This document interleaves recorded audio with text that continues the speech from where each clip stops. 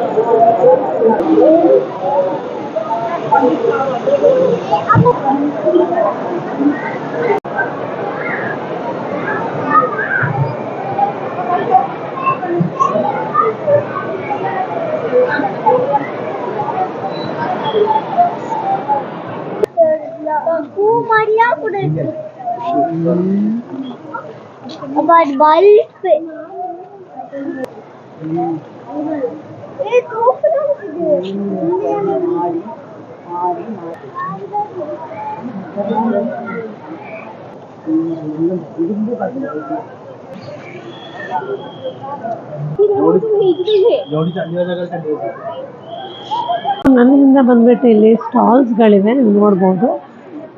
ಎಲ್ಲ ರೀತಿಯ ಬ್ಯಾಗ್ಸು, ಮಕ್ಕಳ ಐಟಮ್ಸು, ಹಾಗೆಯೇ ಕೀ ಚೈನ್ಸು, ಇದೆಲ್ಲ ನಿಮಗೆ ಇಲ್ಲಿ ಸಿಗುತ್ತೆ. ಸೊ ಈ ಝೋನ್ ಬಂದುಬಿಟ್ಟು ಆಲ್ಮೋಸ್ಟ್ ಫ್ಲೀ ಮಾರ್ಕೆಟು, ಆಯಿತಾ. ಸೊ ಆ ಝೋನ್ ಬಂದುಬಿಟ್ಟು ಆಹಾರ ವಲಯ, ಅಂದರೆ ಫುಡ್ ಝೋನು. ಸೊ ಎರಡು ಕನ್ಫ್ಯೂಸ್ ಮಾಡ್ಕೋಬೇಡಿ. ಈ ಸೈಡ್ ಬಂದುಬಿಟ್ಟು almost all the flower market ಆಗಲಿ, ಹಾಗೆಯೇ ಫ್ಲೀ ಮಾರ್ಕೆಟ್ ಅಂತೀವಲ್ಲ ಆ ಥರ.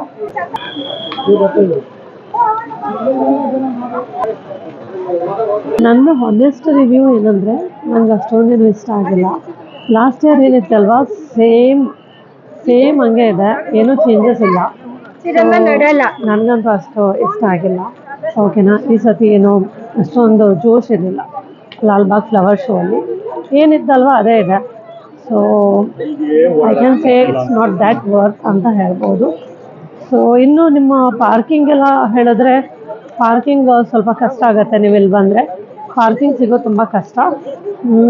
ಹಾಗೆಯೇ ಕ್ರೌಡ್ ಕೂಡ ಈ ಸತಿ ತುಂಬಾ ಕಮ್ಮಿ ಇದೆ, ನೀವು ನೋಡ್ಬೋದು. ನೋಡಿ,